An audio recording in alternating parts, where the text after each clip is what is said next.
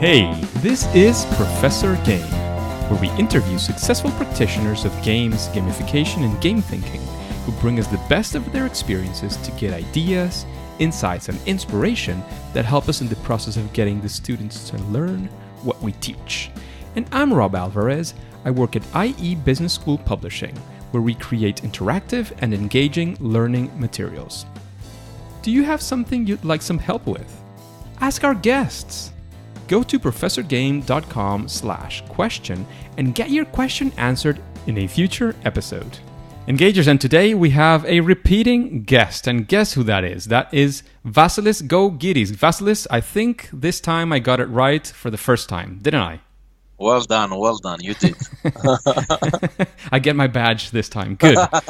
So Vasilis is a gamification designer and researcher splitting his time between industry and academia now. He works for Gamification Plus alongside Pete Jenkins, and he does a Ph.D. on serious games, gamification and innovation at the University of Sussex. He studied computer science and did a postgraduate in business management at the University of Brighton, which is where he met Pete. He organizes Gamification Europe with Pete, once again, and he is the Greek ambassador for the GamFed and the founder of the Thessaloniki Gamification Meetup, the organizer of the Brighton Gamification Meetup, and a LEGO Serious Certified Play Facilitator. So very, very interesting things, Vasilis.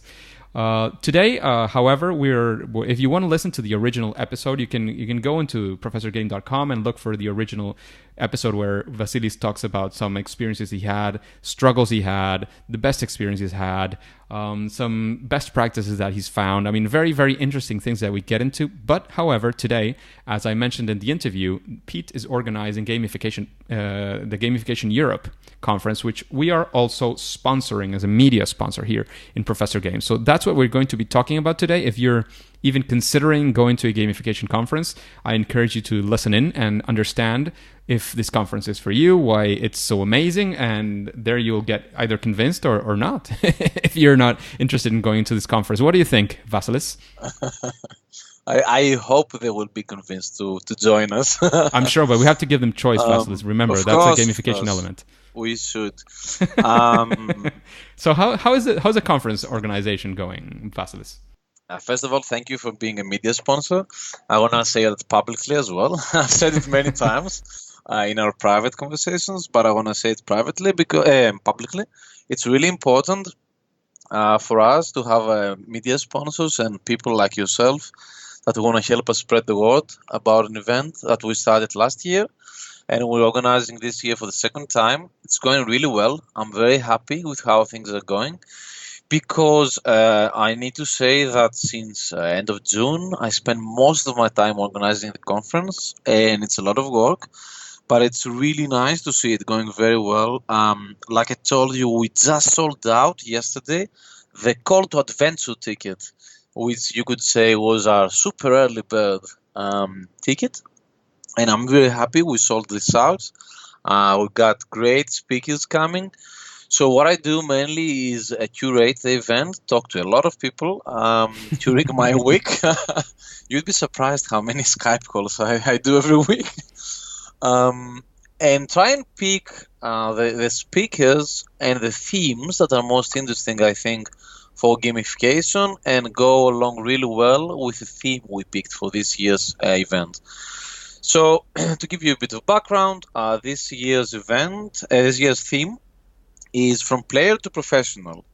So, we are asking ourselves, because we are part of the gamification industry as well, how do we progress? How do we go from players, from gamification enthusiasts, to full-time professionals? And how do we improve gamification? How do we build a list of best practices that will help all of us be better at what we design? So I'm trying to pick, and I think I've picked some amazing speakers that reached out to me. Like, I can give you some examples if you want. Sure. We got Marigo Raftopoulos, that she was our keynote speaker last year in Brighton. We invited her back because she will share this amazing and very interesting research that says gamification is failing. So Marigo is a researcher. She has been researching during her PhD, and even after she's done with her PhD, she's always researching, talking to companies. So she talked to a few companies 3 years, I think, after they started using gamification, and they say it doesn't work. So she will explain to us why they think it doesn't work and how she thinks we can fix this. So we have speakers that have something really interesting to say, something that is relevant to every one of us. Either you started your gamification journey last month, or you have been using gamification for a long time. I think that at least some of these talks will be very interesting for you. So it's going really well. We have a very cool venue in Amsterdam.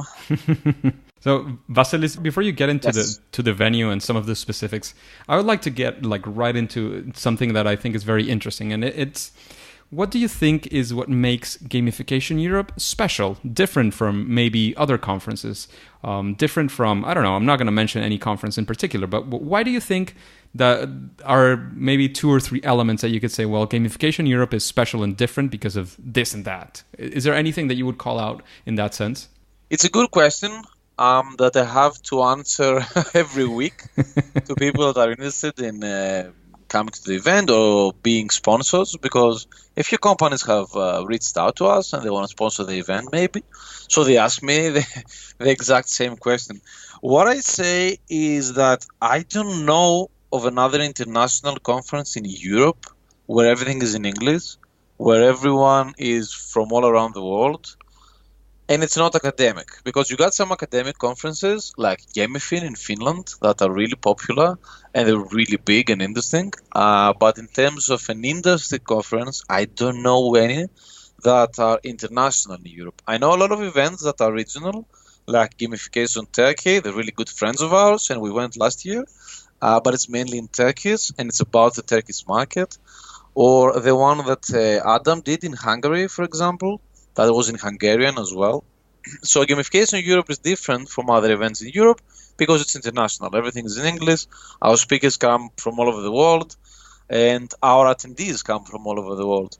So it's an interesting event because you can network with people that it's really hard to meet face-to-face otherwise, because they might live in Brazil, and they might live, I don't know, in Asia or, Egypt.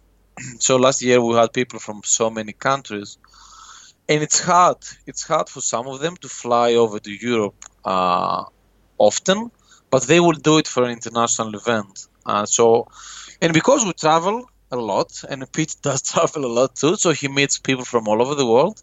So we got interest from companies and people from all over the world. So in my opinion, Gamification Europe is very international, and that's why it's interesting. I love that, and that's for me. That's one of the main reasons for me to go to these kinds of conferences, to be able to meet interesting people that are in the industry, get to know some of their, I don't know, what are they doing currently, what's interesting within their work, what have they found out different, how we can move the industry as a whole forward, how can somebody get started in gamification. I'm always interested, especially in that perspective, because I know many people in the audience are listening to this saying, well, what can I do about gamification? How can I get into this? How can I implement it in my classroom, in my company, in my training session, whatever it is that you're thinking of doing? And if you ask me, I have to say it's a very good opportunity to get to meet these kinds of people who are going to this conference. As Vasilis was saying, they don't go to other conferences. You don't just meet them in the streets. It's pretty hard to get a hold of these people because they're quite busy. They're working. They have their heads down doing their gamification projects. Yeah, and also I think that this year I had a kind of a vision with this event.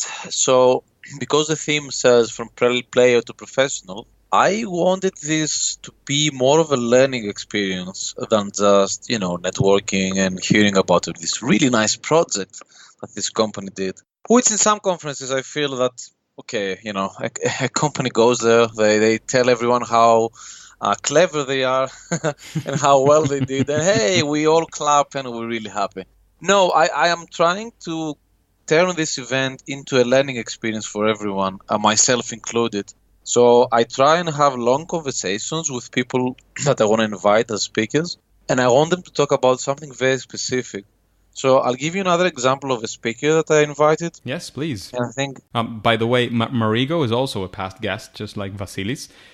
This will all be on the show notes of this episode, but you can find it also if you go to the webpage and type Marigo, Marigo, you'll find her episode and you'll be able to listen to some of her amazing research back then. And if you go to Gamification Europe, which we hope you do, you'll be able to listen to some more of the current research that she's doing. so for example, I got Melinda Jacobs. Melinda Jacobs was part of Gamification Europe last year as well. And she specializes in narrative storytelling and UX, user experience. And when I talk to someone that designs gamification for software, I say, okay, do you know anything about user experience? Do you have someone working on that? When they say no, I'm so surprised. I'm like, gamification, especially when you talk about software, it's part of the UX, right? So I invited Melinda to talk to us about it and give us more information, more details. What is UX? What is gamification? Where does gamification sit inside or outside UX? I don't know. And that's why I invited Melinda to teach us about it and talk about it, right? So we get a better sense of what a very specific field of studies, how does it relate to gamification, right? So user experience is a field of studies that has been around for many years, for a very long time. So how does it relate to gamification? What should we read? I tell all the speakers, give us a reading list. Give us a list of videos to watch after the conference. So my ambition, I hope I can do that. And it's the first time I say that publicly. If I don't do that, call me out. I'll be there spotting you. So my ambition is to create a PDF for everyone that attends the conference, to send to them after the conference with a list of best practices from every speaker, with a list of books, with a list of videos, things that can improve our knowledge, that can improve our everyday practices and our everyday designs. So a sort of, Gamification Europe best practice list. Gamification Europe suggests, something like that. One question, Vasilis, you're talking about these things and we're talking about gamification, and I wanted to know if there's any sort of gamification of the conference in itself. Yes, definitely. So right now, our team in the UK, because I'm in Greece at the moment, our team in the UK, they are designing an application experience. So we're very lucky and happy to have 3 Radical again with us as sponsors. So they sponsored last year's event and they wanted to come back. Hey, thank you guys. So they gave us their platform to create some gamified marketing for the event. And right now, the guys in the UK, the girls in the UK, and Pete, they're designing an experience for our guests that I hope is going to be live soon. And they will have the chance to have a taste of gamification before the event. Of course, again, we're going to do a lot of gamification during the event itself. We will probably use the same app during the event and engage the audience a bit. I don't know the details yet because I'm mainly working on getting all the speakers together and getting some more practical details together. So I don't know what the plan is during the event, but I know that right now they are designing an experience before the event. And I've also, there might be something else, but I don't know yet.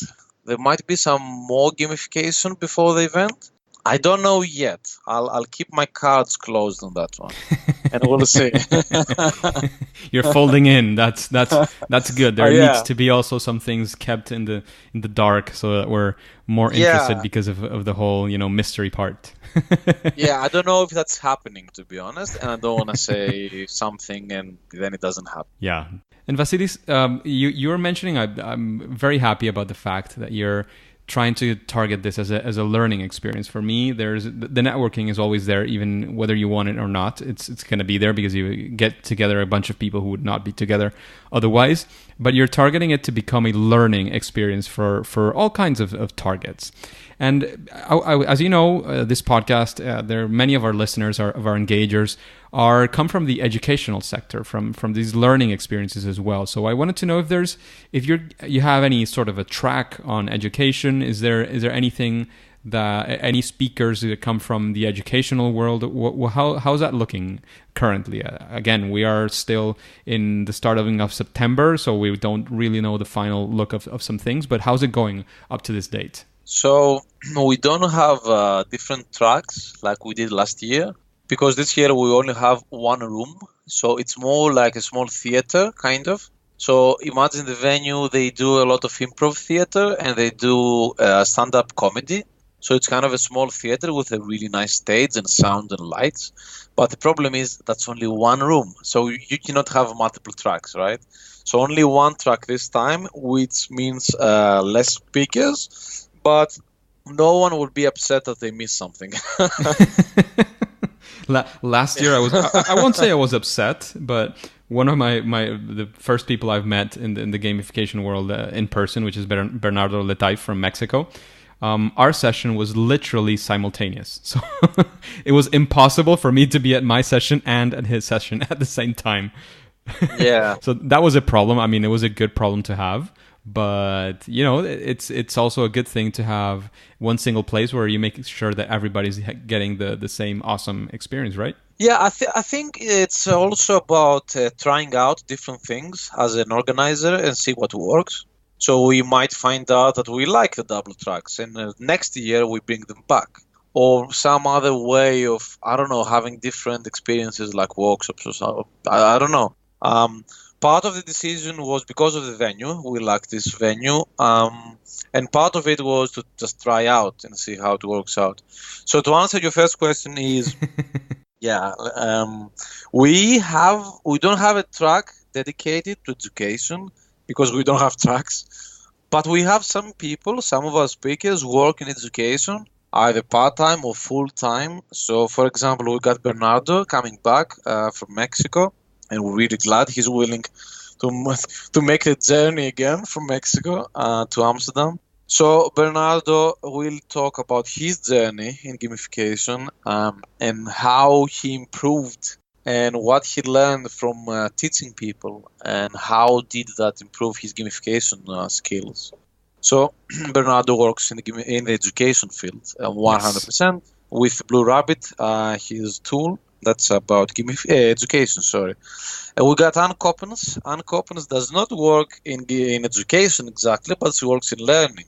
Yes. So, yeah, you know, in my head, when I go and teach at the university, I do the same things like going into a company and teaching them what gamification is. Because, for example, when you teach to 24-year-olds, then what's the difference with someone that works in a company and it's like 25 or 30? You know, so Anne doesn't work in education, but she works in learning, which I think we can all learn from.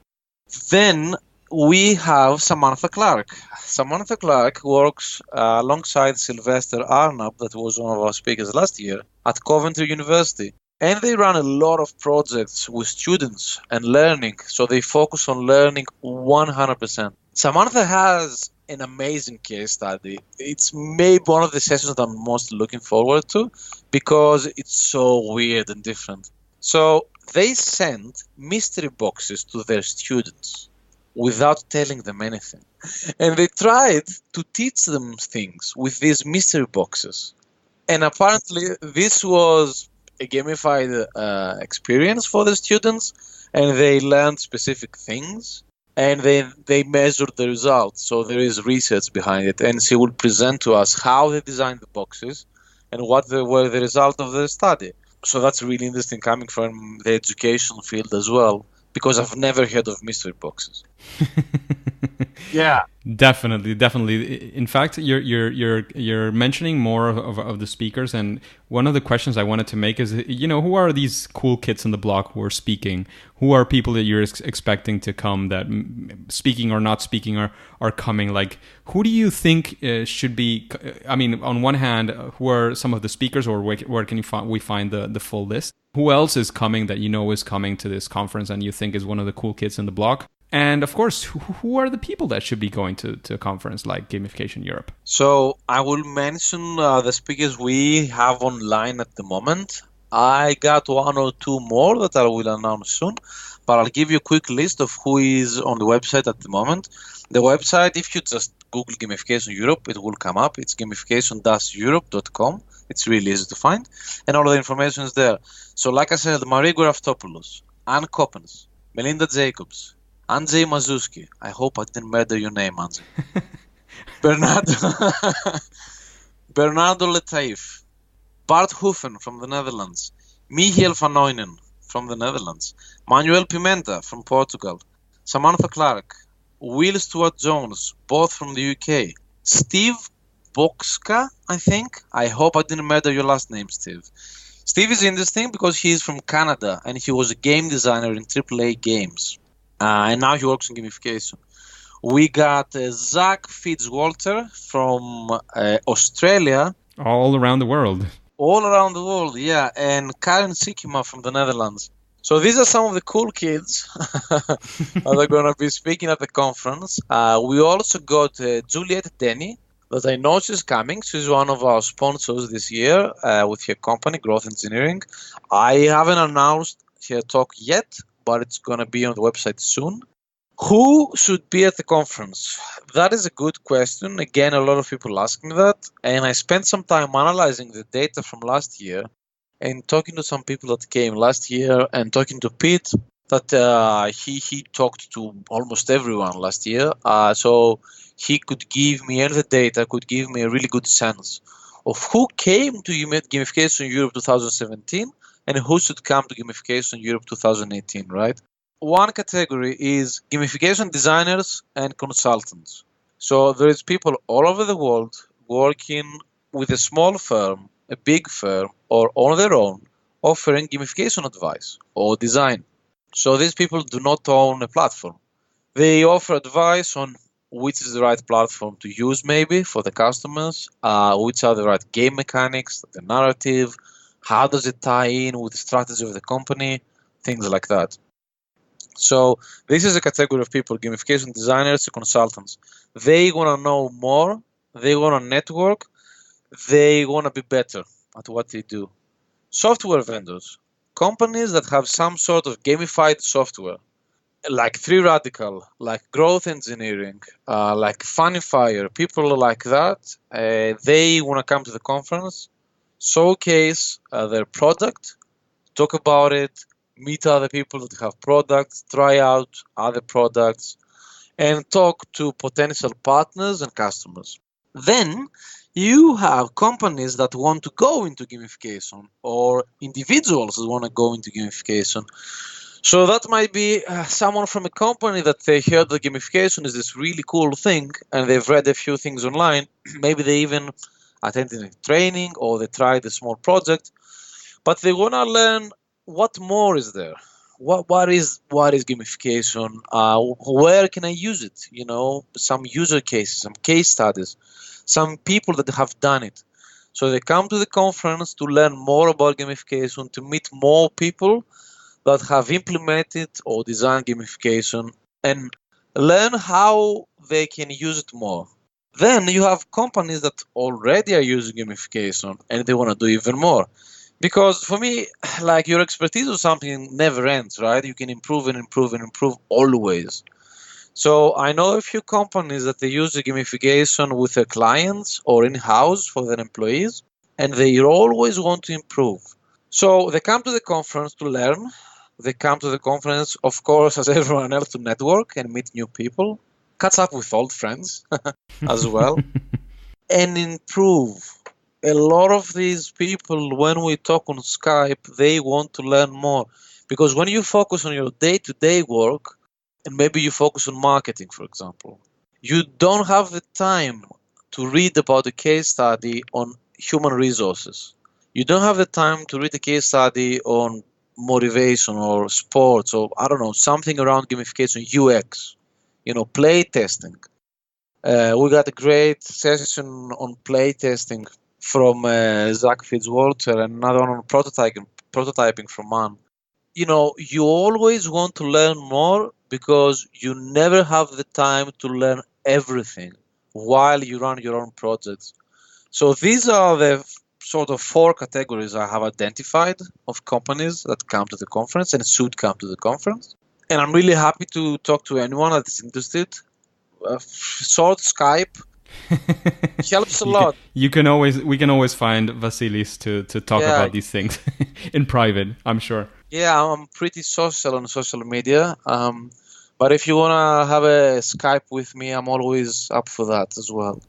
Yeah, I hope I answered your question. That makes a lot of sense. That's fantastic. And the other thing is engagers and anybody who could be listening in at this point. If all these reasons that you've been listening to are not enough, and you want to wait for the last minute to see if you buy, I have two things for you. The first one is I think it's like every month, isn't it? Vasilis, the price goes up for the conference. Yeah, so if you think the investment is worthwhile, I invite you to do it. The sooner, the better. That's the first thing, because definitely this is one of those situations where doubting is maybe not getting the best opportunity you have available. And in fact, the call for adventure is already gone. That was the super early bird. It started when they didn't even know who the speakers were going to be. But another reason that I wanted to bring here, and that way I've mentioned already to the people in the email list and in a couple of messages going around, is the fact that there's also a special discount for people that are listening to this podcast, for the engagers in general. If you go to professorgame.com/Gamification Europe, all a single word, you'll get this again. You'll find this in the show notes as well. But if you go to that link, besides the fact that you'll be buying whatever early discount you're getting depending on the time when you listen to this, you'll also, on top of that, you'll get a 10% discount that has been offered to us for being part of the media sponsors of the conference. And as well, and I have to say this, of course, because in full transparency, as we always talk about in gamification, you will be supporting the mission of Professor Game. It'll help us perhaps pay some of our bills for the podcast and for the things that we do. So there you go. You also have a discount. This discount is from the actual price. So whatever it is that we're receiving as partners, as affiliates of this conference and as sponsors of the conference is not affecting your price. And in fact, it's actually making the price go down. So if you want to go, once again, do it the sooner the better. And you can do it through the link professorgame.com/Gamification Europe, and you'll get a 10% discount. So Vasilis, this has been a great talk about the conference and how and why it is amazing. But I always like to go into something that is about, this time it's not about the failure, but about the hardships, because I know that organizing a conference is for sure has its hardships. So can you tell us some of the hardships, maybe not specifics, because people want to look at don't want to look at the wounds, but maybe at the scars. So they're still wounds in general. But how hard do you feel is doing this conference, and why I asked this to Pete last year, why organize a conference like this one when it requires such a massive effort? Both are good questions. First of all, I think a conference is a hard thing to organize because it's a marathon. So you cannot say, okay, I'm going to take a month from other projects to do this. You need to work full time on it, almost full time on it for a very long time. And that is what I'm finding really hard to do. So I'm finding hard to motivate myself to get up in the morning, day after day after day after day, and talk to people about the conference again. Try to come up with ideas, how to improve the website, how to give people more information, what information should we give people, who should we invite to speak at the conference, what is the cost of that speaker, what is the cost of accommodation, how are we going to make money. So you end up working a lot on a very specific project, and that's really hard to do because you don't work on something else to kind of refresh. It's quite refreshing when you're working on something for a long time to go and do something else and then come back. With a conference, because it's something that is running and it's always alive, you can always do something about it, right? Because people always check the website out, always check Twitter out, so you can always work on it. And that is a bit of a trap you can fall into and overwork yourself. So when I have done this, I worked a lot when we started organizing this year's conference, and I kind of had a small burnout at some point, and I had to walk away and then go back again and work a bit more. It's hard because you have to manage a lot of people as well. So getting all those people in line, making sure the dates are free, making sure you can pay for some of the expenses, making sure that all the themes fit. So making sure that talk after talk there's a flow, there is something to be learned, and this person really understands what I want from them, right? So it's a challenge for me to really talk for a long time to every speaker and understand what they're passionate about and what they can bring to the table that is unique. Because I don't want to have 5 talks with the same theme, right? Or I don't want to have 5 case studies, which is the same case study. I've been to a few conferences that you see that, and after the first case study, you're like, okay, I would like to hear about something different. So it's a big challenge to get the best you can from some of these speakers, because they do so many different projects as well. So it's a really big challenge as a curator to say who is going to be there speaking and what are they going to be speaking about.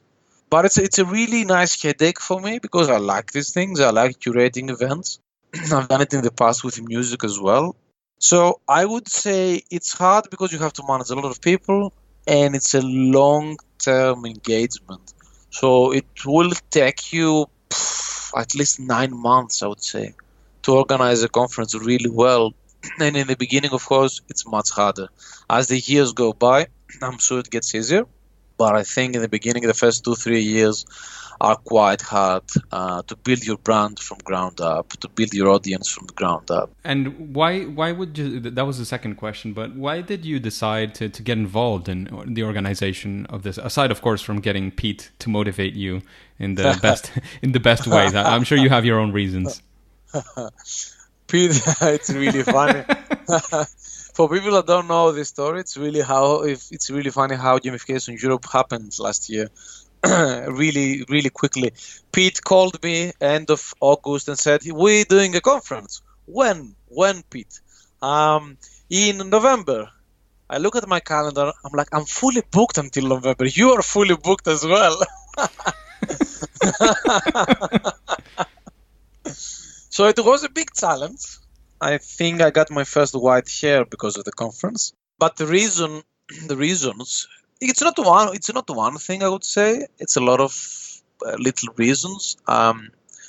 Reason number one, which is very emotional, but I like that because I think that business is emotional and it should be. We'd like to give back to the community. Organizing this event, we feel that we bring the community of gamification together, and that's an important thing to do. Because through this event, a lot of partnerships started, a lot of friendships start, a lot of people working together and coming up with amazing products, with amazing services, with amazing events. We kind of felt it made sense for us because we are both community-driven people. We like community. We like getting together and communicating, talking to each other, I think it was Andres Garcia that said that last year's event was like a tribe gathering. I really like that. The tribes didn't used to be so far apart, but now it's a reality of the modern world. Online tribes, yeah. The other part is, as a business, it was something that we wanted to get into and kind of experiment with. Because it made sense for us, we participate in a lot of events from the other side of the fence, as the speakers, as facilitators. So we get invited from conferences to speak on gamification, facilitate like a Lego Serious Play workshop and stuff. So we thought it might be a good idea to cross the fence and organize the event instead of going there as speakers. And it does help a lot. It does help a lot if you have participated in a lot of conferences as a speaker, because you kind of have seen the pitfalls where an event or an organizer can fall in. And you try and avoid these, or you try to avoid them. You also see nice things. You see great ideas, and you try and copy them. And yeah, like I said, as a business, it kind of makes sense for us to go into this space of event organizing. I think it was a good gamble, and long term, it's going to be a good thing for the company. That's fantastic. We like organizing. I don't know. It's fun. You like organizing. Yeah. That's a phrase. That could be the phrase of this interview. The organizer of Gamification Europe likes to organize that. I like bringing people together and having a good time, while learning. That's, in my opinion, that's the whole point of gamification anyway. Bringing people together to learn and have a good time. Yeah. So Vasilis, there's very, very interesting things. There's many reasons to go to this conference. I hope that many of the engagers are going beyond any other reason, because I love to meet you guys in person. And every single one of you is important for me. So I would really appreciate to be able to have this opportunity, this chance to get to know you there. And finally, Pete's not here. Here's Vasilis. So what are you saying, Rob? So I would like to know, because I know you're organizing an upcoming escape room in Brighton, in the Brighton Summit. So I just wanted to take a quick, maybe two-minute pitch or something similar about why are you doing this escape room in the Brighton Summit? What is it about? What can we learn about it? And see if maybe it's something that somebody else can replicate in their own local scene, so to speak. Mm-hmm. So the way I got this escape room project was the same like I got the Gamification Europe last year. Pete came into the office one day and he said, "Hey, we're doing an escape room from Brighton Summit." I'm like, "What? What? Why do you keep doing that?" Pete is a local in Brighton, okay? He has been a member of the Brighton and Hove Chamber of Commerce for like 20 years or something. And this year he helps curate the event. So basically he picks some of the sessions and they all brainstorm together. So someone dropped in the idea of organizing an escape room in the summit. Because last year we did a Lego Serious Play session and they really liked it, so they wanted to do something with us again. So someone said, "Hey, let's do an escape room." And we had just finished Gamification Europe Masterclass, where Michael van Oynen, he showed us how to design escape rooms for companies and use them for learning purposes, teamwork, etc. So we said, okay, you kind of dragged us into it. Let's see what we can do with it. So we kind of brainstormed and see what can we talk about. We decided on a theme that is around online security and how does it influence companies, what can go wrong. What are the results of an online security breach for a company? And for example, I want to talk a bit about cryptography. So how does cryptography work and why do we care about it? And what are some of the forms of attack that a company can be targeted from outsiders, right? So it's a learning experience as well. We want to use it to give some examples of how online security works to people that might know nothing. I don't know. So the Brighton Summit is a very diverse event in terms of who is attending, because it's about business in Brighton and Hove, and you get business people and people that work in business that can be anything, from someone that owns a super cool, healthy grocery to someone that owns a high-tech IT company, right? And they know all about cryptography and online security, but the other person knows nothing about it, right? So we want to see if we can show them a few bits and pieces. We have around 1 hour, I think, to play this escape room and talk to them a bit about, why did they play that and what did they learn, kind of reflect on their learning. So that is the purpose of the escape room, to learn, of course, network and work together, meet each other, because, again, this is an event that a lot of people attend. They don't all know each other necessarily. It's a big challenge, if you want to talk about design a bit, because it's going to be 50 people in a big room, and running an escape room for 50 people is a big challenge. I think I got something that can work. So I got 2 puzzles at the moment that I think will work with a lot of these people who playing in teams, of course, because we cannot have them play as one team. I'll have them be playing as teams. I'm very excited about it because it's the first time I design an escape room for a conference like this. I want to say a big thanks to Michael van Oynen for helping us out and showing us all his tricks and how he designs his escape rooms, and he's a big inspiration as well. So yeah, online security, escape room, it's going to be cool. Brighton Summit, if you live in the area, buy a ticket and come experience it. Great pitch. Vasilis, finally, we're getting to the end of this interview. So what are the places where we can find more about the conference, where we can find more about Vasilis? Make the final pitch and invite everybody to the conference. And then I'll also give them, again, the link to get their tickets at a discounted rate. So if you Google Gamification Europe, our website is the first thing that comes up. I have checked it many times.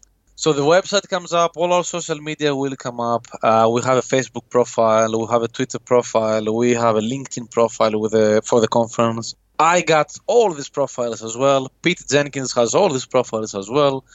Find us online, talk to us about the conference if you want to attend. Let's Skype, let's talk about it. I find that a call helps a lot to explain what the conference is about and what we are about. I hope you can join us, Gamification Europe 2018 in Amsterdam, 26th to 27th of November.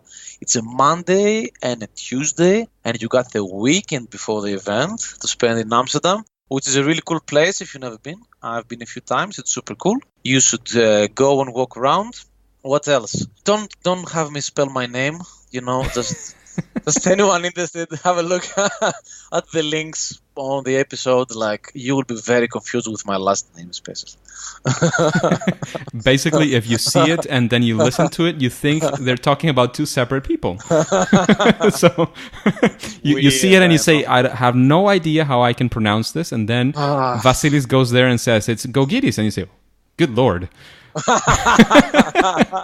The letters don't relate to what you're saying, but fine. That's it. I have my badge and I pretend to keep it in the pronunciation aspect. A lot of people call me Vaz in the UK, so they shorten it and it's VAS. It's Vaz. That's cool. I like it. That's perfect. Thank you very much once again. Engagers, remember that if you want discounted tickets, all you have to do is go to professorgame.com/Gamification Europe and you'll get a 10%. I'm not sure, by the way, maybe this is something that you guys have seen as well. When you go into the discounted link, it shows the discounted price with the tax included and the non-discounted price without the tax. So if you're confused by that, remember it still has a 10% discount, which it would be in the end cheaper than if you didn't have been using the link of the Engagers. So once again, thank you very much, Vasilis. Thank you, Engagers, for listening. And I hope to meet you in Gamification Europe if I haven't already. Thank you for inviting me for this chat. It was lovely once more. Let's say now that it's, for now, game over. Bye, game over. Hey, Engagers, thank you for listening to Professor Game Podcast. I hope you enjoyed this interview with Vasilis. You can always find more details at professorgame.com/podcast/046 for the 46th episode. How are you listening to this podcast? If you're doing it through a podcasting app, have you subscribed and rated the podcast? Please do. That way we can reach more engagers like you to achieve our mission of making learning amazing. If you want the instructions, you can go to professorgame.com/iTunes. And before you go into your next mission, would you like to know how Valerie Olenek uses the acronym GAME? Then subscribe using that app and listen to the next episode of Professor Game. See you there!